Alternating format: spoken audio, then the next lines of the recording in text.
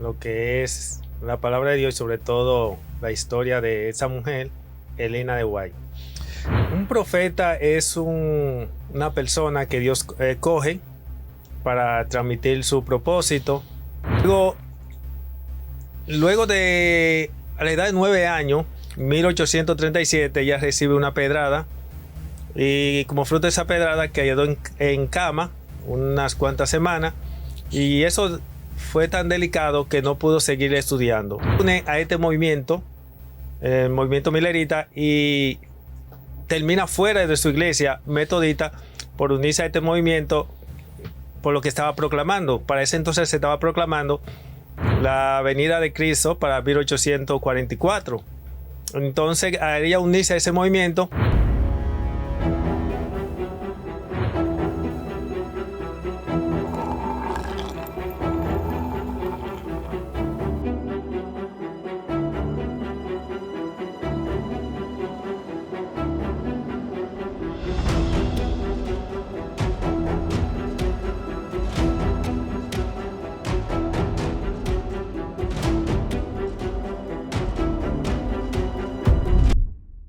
Buenas noches y bienvenidos nueva vez a este programa interesante. Le llamamos La Verdad Detrás de la Verdad en su canal. Esto es Sin Relajo. Hoy comenzamos una serie nueva donde vamos a estar hablando acerca de profetas actuales. Profetas de los últimos, 100, 200, 300 años.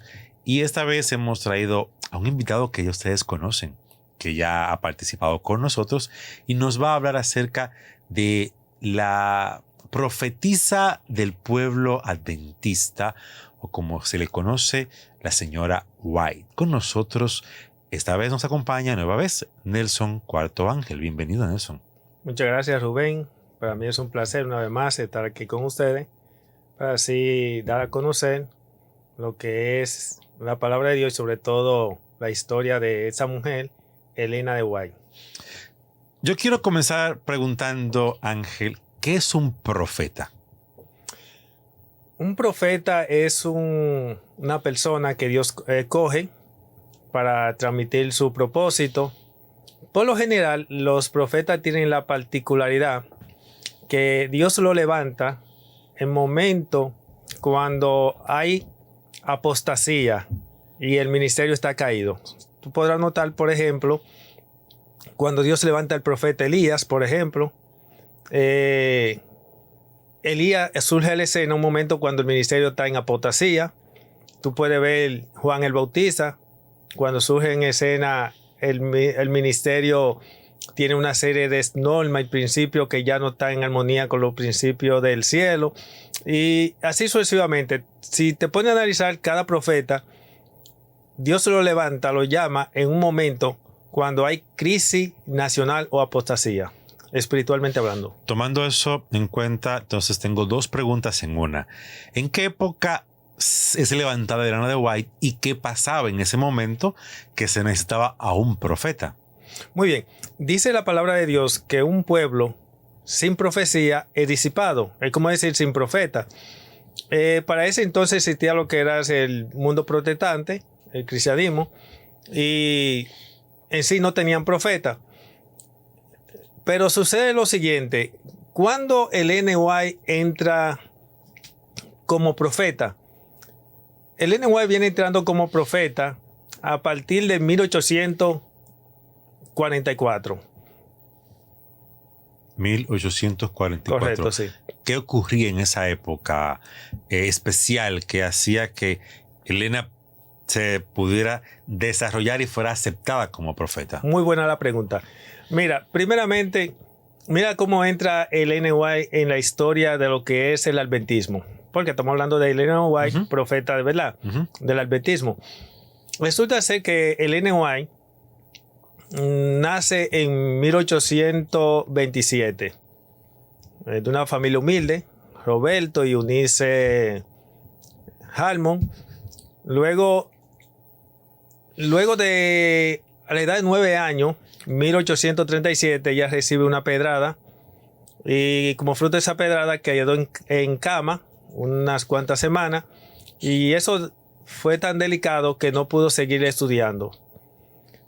Luego ella, para eso de 1840, entra a lo que es a la iglesia metodista.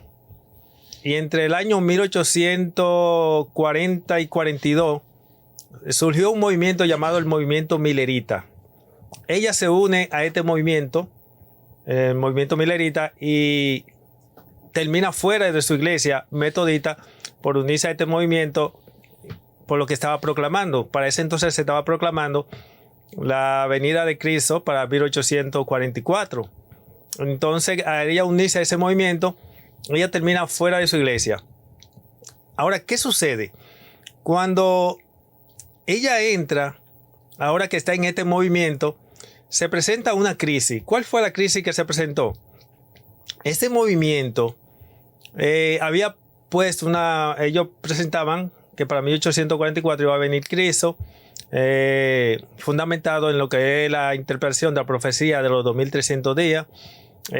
Los cálculos no estaban mal, pero sí hubo un problema con asunto de evento, porque entendían, Miller sabía que para 1844 el santuario sería purificado, pero él entendía que el santuario que sería purificado era la tierra, porque se preguntaba qué puede ser purificado en el cielo, un lugar santo, un lugar puro. Entonces, una tradición que había para ese entonces, que consideraban la tierra como el santuario, dio como resultado que ellos recibieron un chasco, porque no vino, fueron dos en realidad, porque en 1843 recibieron el chasco, analizan a ver qué pasó, luego entonces se dan de cuenta que hubo un problema de cómputo por un asunto de calendario, porque ellos tomaron el calendario gregoriano o solar, como se dice, y luego entonces lo hicieron a través de lo que es el calendario lunar, y luego propusieron que era para el 22 de octubre de 1844. Pero cuando llega esa fecha, ahí es que surge lo que se llama el Gran Chasco. Por eso se llama el Gran Chasco, porque ya había visto uno anterior. Y luego entonces, al presentarse ese Gran Chasco, ¿ahora qué pasa? Aquí es donde entonces Helena entra como profeta. Pero antes permítame decirte, Dios había llamado a Harmon Fall y Demon Fall a este ministerio profético. Ellos sintieron temor del compromiso de entrar a ese llamado. No es fácil a veces cuando tenés que dar algunos mensajes fuertes, hay que tener valor para tú quizás enfrentar, ¿verdad? Tanta gente. Imagínate tú, por ejemplo, Elías tenés que enfrentar a los sacerdotes y al rey. Imagínate tú, el profeta por lo general siempre viene quedando solo porque viene pasando por loco, porque su mensaje ante las autoridades no es fácil. Así que esta gente rechazaron eso.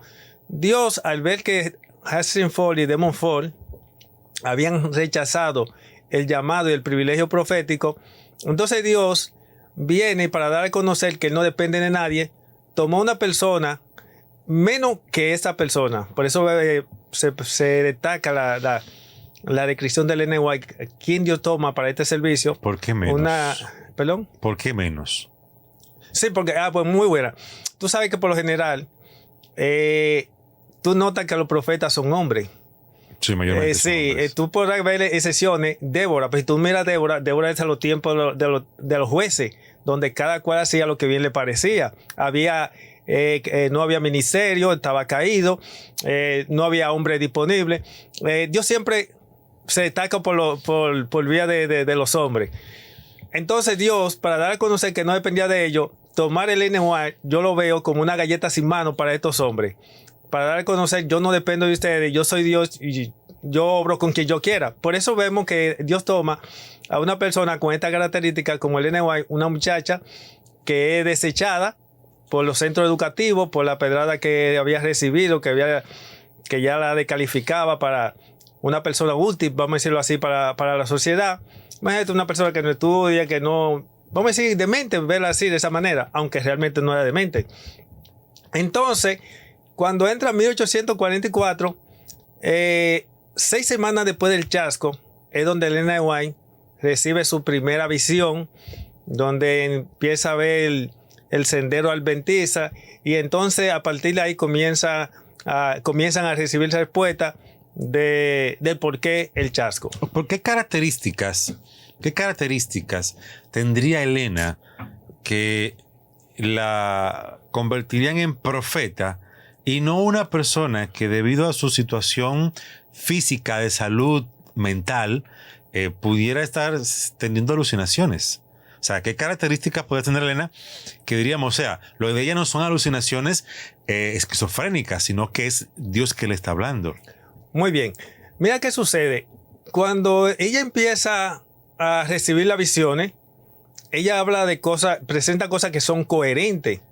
Porque cuando una persona tiene alusiones, quizás presenta cosas que sean un poco extrañas, pero como fuera de contexto. Pero cuando ella empieza a recibir sus visiones, y dicho sea para nosotros que ya tenemos toda la luz de que son sus escritos, su visión y todo eso, vemos que ella reúne realmente las características de un profeta. Se cumple su profecía, surge un momento de crisis de identidad donde Dios necesitaba una persona especial que comunicara su propósito, ya que lamentablemente los ministerios habían caído. ¿Cómo que los ministerios habían caído? Por ejemplo, tú sabes que el protestantismo surge por medio de lo que son los reformadores de la Edad Media, pero lo que lo fueron reemplazando a ellos no siguieron avanzando, sino que se quedaron con lo que ellos heredaron de los reformadores.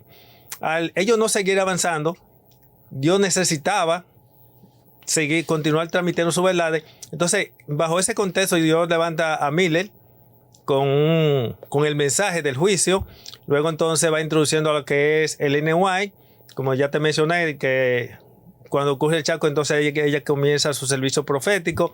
Y entonces comienzan a unirse esos eslabones, como empieza a unirse Harman de White también, uniéndose a ese movimiento milerita y cosas así por el estilo. ¿Qué profecía de Elena podríamos decir hoy en día que eso se cumplió? Muy bien, mira, en sus escritos ella hablaba con respecto de que Satanás contaminaría el aire. Hoy en día recientemente ya nosotros vemos cómo Satanás por medio de estas sociedades secretas y esta guerra biológica, vimos la crisis que atravesamos. Teníamos que estar usando, ¿verdad?, toda esta mascarilla, ese tipo de cosas. También tenemos lo que fue, ella habló de que se le había mostrado en los tiempos cuando no existían esos edificios, como se dice en esos rascacielos.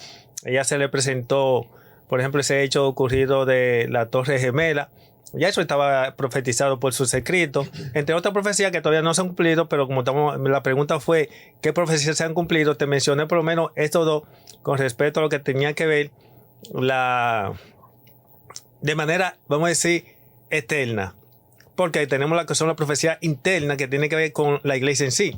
También ella en su tiempo, ella hablaba acerca con respecto a lo que era el mensaje pro salud, que el consumo de carne no era recomendable, que el vegetarianismo era más saludable. Todo ese tipo de cosas. Hoy en día los científicos, los que conocen de eso, saben que realmente el mensaje pro salud, mejor dicho, el vegetarianismo es más recomendable que el consumo de carne. Ya tú podrás notar que esas no son cosas que pueden venir de una muchacha que no recibió estudio. Vemos que en esa parte ya tiene la característica de Jesús, una persona que mira cómo sorprendía con su enseñanza, su profecía, un hombre que no fue a la escuela. En este caso vemos que el N.Y. hace toda esa profecía, toda esa ¿cómo te explico?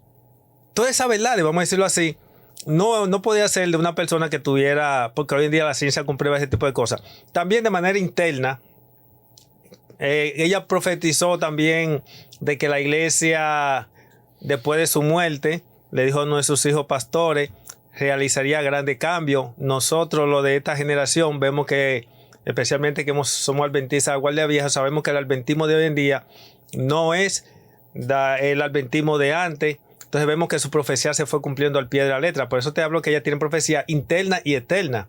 Como yo ya mencionara, la externa, que son las de afuera, tiene que ver ya con lo ocurrido con la contaminación del aire, el vegetarianismo, que vemos que ya hoy en día se está comprobando que es más saludable, y lo que tenía que ver la Torre Gemela, entre otras que todavía vienen por ahí, como allá habló de bolas de fuego que caerían y cosas así por el estilo. Elena fue aceptada como profeta por la iglesia desde un principio, o hubo un proceso para aceptarla como profeta? Mira, esa es una pregunta muy delicada, porque los profetas, cuando son llamados, son y no son aceptados. Ellen White en un principio fue aceptada como profeta, pero ella en sus escritos habla mucho con respeto en lo que es el rechazo a los testimonios, que son sus escritos. Y hay profecía, por eso ella habla de lo que se llama profecía alfa y omega dentro de lo que es el adventismo. Y hoy en día hay una crisis de identidad dentro de lo que es el adventismo, porque sus escritos se toman una parte y otras se rechazan. Cuando tú aceptas a un profeta, tienes que aceptar todo su mensaje como verdad. Donde tú haces entresaca lo que aparentemente a ti te conviene, entonces tú no estás aceptando realmente al profeta. Por eso te he dicho, una de las características del profeta es que no son aceptados por el ministerio. Ellos en un libro llamado Portadores de Luz, ese es un libro de historia denominacional de la iglesia adventista, no poco exclusivo, más del ministerio.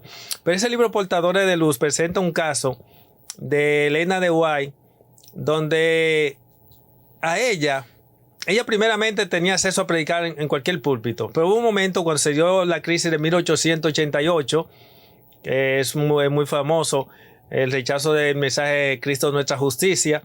¿Qué pasó allí?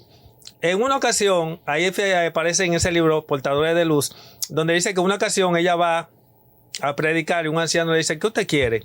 Y ella le dijo, yo vine a predicar. No, hay que hablar con fulano de tal, con un anciano tal. Y dijo, pues vaya y dígale a quien hable con quien tenga que hablar, pero yo voy a predicar. Tuvo que hablarle con rectitud, porque ya se estaban prejuiciando contra ella. En fin, lo que te he dicho es, a veces se dice que la iglesia adventista cree en los secretos del Ellen White, el mundo externo puede creer que sí, pero en realidad no se creen.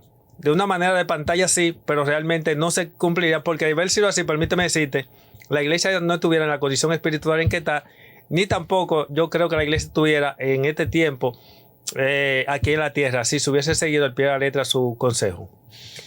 ¿Usted entiende que lo que Elena decía en sus escritos están, o sea, es como que es verdad, es relevante? No. Es okay. Como que estuviera hablando Daniel, Isaías, Ezequiel, Juan. O sea, claro, Elena es un profeta a la misma altura de cualquiera de los profetas bíblicos. Claro que sí. Lo único que fuera del canon bíblico, pero lo veo en el mismo nivel. Claro que sí, porque es dicho sea de paso, se había profetizado que habrían falsos profetas, si habrían falsos porque habrían verdaderos. Independientemente de eso, también porque ella reúne todas las características que presenta la Biblia de un profeta verdadero. Por eso lo tengo así. Ok. ¿Elena es una profetisa para la iglesia adventista o es una profetisa para todas las denominaciones, para toda la iglesia de Dios? O sea, yo sé que no, la iglesia adventista la ha aceptado como profetisa y otras denominaciones no, pero ¿entiende usted que su mensaje es para todas las iglesias o es solamente para el adventismo? Mira, cuando Dios levanta a los profetas son del pueblo. El ideal de Dios es que todos lo acepten, porque al fin y al cabo sus mensajes son palabra de Dios y todo el que lo acepta, ¿verdad? Sería edificado. Elena debió haber sido la profeta del mundo, pero lamentablemente, ¿cómo lo van a aceptar si no se dejan guiar ni siquiera debidamente por la palabra de Dios, mucho menos por sus escritos? Pero vuelvo y te repito, los profetas son más internos que eternos. Y como ella es profeta del movimiento adventista, ella es la profeta de la iglesia adventista. Por eso, tú vas a notar que por lo general, cada iglesia tiene su profeta. Los mormones tienen su profeta, los evangélicos protestantes tienen su profeta, la iglesia adventista, porque cada iglesia se identifica como un pueblo independiente, ¿me entiendes? Entonces por eso es bueno que se entienda, Elena es la profeta de la iglesia adventista. ¿Ha habido alguna persona que ha mostrado alguna contradicción entre lo que Elena tiene escrito en sus testimonios con la Biblia? Ay, mira, es una pregunta muy buena, me alegra que no se haya quedado esa pregunta. Déjame decirte que ella tiene aparentes contradicciones. Y esto se debe, y es una característica que tú podrás notar que se ve en los profetas bíblicos. Por ejemplo, para explicarme mejor, tú notas un ejemplo que David le dice el profeta Natán que él va a construir un templo para Jehová. El profeta Natán le dice que sí, le dio visto bueno, porque dime tú, Rubén, ¿qué tú ves de malo en una persona, un rey, más conforme al corazón de Dios, que quiera construir un templo? No, nada malo. No. Entonces el profeta le dio el apoyo. ¿Qué sucede? Jehová le dice al profeta que vaya y le diga que él no va a construirle el templo a Jehová y que lo hará uno de sus descendientes, al cual ya conocemos la historia, que fue Salomón. Vemos el caso de Elías, que dijo, el Señor le dice, Jehová le dice, ¿qué haces tú aquí, Elías? Señor, han matado a tu profeta y ahora me buscan a mí para matarme. Solo yo he quedado. Jehová le dice, ¿qué cosa? No, yo tengo 7,000 que no han doblado sus rodillas ante Baal. Ve tomando la idea de lo que te estoy diciendo en base a tu respuesta. ¿Qué te estoy presentando? Aquí vemos errores o equivocaciones del profeta. Natán se equivoca en decirle que sí. ¿A quién? A David en la construcción. Tiene que corregir lo que dijo como hombre. Tiene que corregirlo ahora como profeta. Elías se equivocó al decir, ¿qué cosa? Que solamente él quedaba cuando habían 7,000. Lo único que esos 7,000 eran no cobardes y no tenían el valor que tenía él. Vemos el apóstol Pablo, quien en su primera carta le dice a los creyentes que están llorando sus seres queridos, que hay una tremenda persecución, que no se entristezcan como los otros que no tienen esperanza, porque nosotros, incluyéndose el apóstol Pablo, y dice a ellos que estaban ahí, porque nosotros los que vivimos no nos vamos a adelantar a ellos, los que están durmiendo, sino que ellos también van a resucitar y juntamente con ellos vamos a recibir al Señor en el aire. El Señor tiene que corregir al apóstol Pablo, como lo hizo ya con Natán y lo hizo con Elías, y decirle que no, que el Señor no vendría sin que antes venga la apostasía y se manifieste el hombre de pecado. Ahora Pablo se ve la necesidad de tener que escribir una segunda carta, y en esa segunda carta que le dice, en cuanto a la vuestra manera de pensar, no se deje mover fácilmente vuestro modo de pensar, porque no vendrá, o sea, el Señor, sin que antes venga la apostasía y se manifieste el hombre de pecado. Eso es algo un poco desesperanzador, porque por lo menos en la primera mensaje ellos entendieron, bueno, si no vamos a morir, no va a tener que atravesar por la persecución de la muerte y cosas así por el estilo. Ahora bien, en punto a la pregunta, con estos relatos que te he hecho, ¿qué te ha dicho? El N. White, primeramente dejando claro que el profeta se puede equivocar cuando habla como hombre, pero cuando habla como hombre, tiene que corregir como profeta lo que dijo como hombre. Por lo general, el profeta se equivoca a favor de la verdad o de la iglesia. Y por eso tú vas a notar que vendrá con una aparente contradicción. Ahora entramos con el N. White. ¿Qué pasa con el N. White? El N. White ha sido muy criticada por sus aparentes contradicciones en sus escritos. Por ejemplo, en una ocasión ella dijo que el barco llegaría a puerto seguro. Eso es una palabrita que le encanta al ministerio ante una iglesia que se va deteriorando, que cada día se ve más apostasía, más mundanalidad. Ellos le dicen a la iglesia, no se apuren, que el N. White dijo que el barco llegaría a puerto seguro. Pero resulta ser que Elena, como ya lo pasó con Pablo, como pasó con Natán, ella habló como mujer, que es como decir como hombre. Ahí lo hizo a favor de la verdad, dijo que el barco llegaría a puerto seguro. Pero luego ella tuvo que corregir como profeta lo que dijo como mujer. Entonces, por eso va a notar que ella dice que el cable que lo unía a la roca eterna fue cortado y se fueron a la mar sin mapa ni brújula. Ahí podemos ver que al ella hacer esa declaración está aclarando que lo que ella dijo que el barco llegaría a puerto seguro, lamentablemente, aunque era su deseo, era su visión, pero lamentablemente no podría llegar a puerto seguro. ¿Por qué? Porque no seguían los lineamientos de Dios. En otra parte, para terminar esa idea, esta parte, dice, oh Capernaum, adventiste del séptimo día, si en Sodoma se hubiesen hecho la obra que se ha hecho de ti, habría permanecido hasta el día de hoy. He aquí hasta el infierno se abatirá. O sea, vemos que ya en una parte dice que el barco llega a puerto seguro, que dice que sería abatido y cosas así por el estilo. Un detalle importante que critica mucho ahora otro sector es que dicen que ella habló con muerto. Entonces, si tú habías escuchado eso, Rubén, porque ella presenta en una de sus declaraciones que ella tuvo una visión y estuvo hablando con su esposo, me parece que fuera, y cosas así, y hay muchas personas que lo han satanizado. Pero Dios tiene la potestad, como lo ha hecho con otro profeta, de poder llevar hacia el futuro a la persona y poder hablar, pero no necesariamente sea porque ella esté consultando, hablando con muertos y cosas así por el estilo. Entonces ha habido problemas un poco con sus escritos por ese tipo de cosas. También hay muchas cosas que ella presentaba y no se ha cumplido, o sea, no se han visto cumplido en el movimiento adventista. ¿Pero por qué? Es que las promesas de Dios son condicionales, en base a la obediencia. Cuando un pueblo se va desviando de lo que son las ordenanzas divinas, entonces la palabra del profeta no pueden cumplirse porque tienen que ser bajo condiciones. Quiero concluir con esta pregunta. ¿Cree la iglesia adventista que lo que Elena ha dicho es palabra de Dios? Sí, ellos dicen que palabra de Dios, dicho sea paso, la aceptan como profeta, aunque la teoría, pero en la práctica no.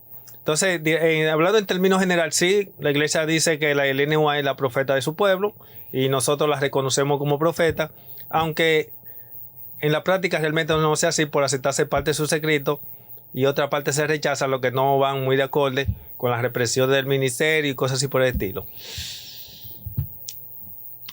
¿Ha escuchado usted hablar de Elena Harmon de White? ¿Ha conocido alguno de sus escritos? Tiene varios libros. Hay una serie que se llama El Gran Conflicto. La serie El Conflicto, sí. Muy, muy, muy interesante. Se la recomiendo. Léala. Pero al final siempre decida usted cuál es su profeta favorito de esta época. Hay varios. Seguiremos entrevistando a más personajes que nos hablarán de sus profetas en esta época. Y usted determinará al final de cuenta cuál de ellos tiene la razón. ¿Iba a decir algo, Ángel? Sí, ya para concluir también, es bueno que sepan que ella escribió 40 libros, tuvo aproximadamente 2,000 visiones. Ella misma expresó con su labio de que sus escritos no están por encima de la Biblia. Sus escritos entre el adventismo se llama luz menor, comparado con el canon bíblico, aunque algunos llaman luz mayor porque se suma a las escrituras lo que está ahí. Así que gracias Nelson por compartir este conocimiento sobre Elena y espero que nos acompañe en otro espacio más. Muchas gracias, así será siempre cuando esté la invitación. Buenas noches y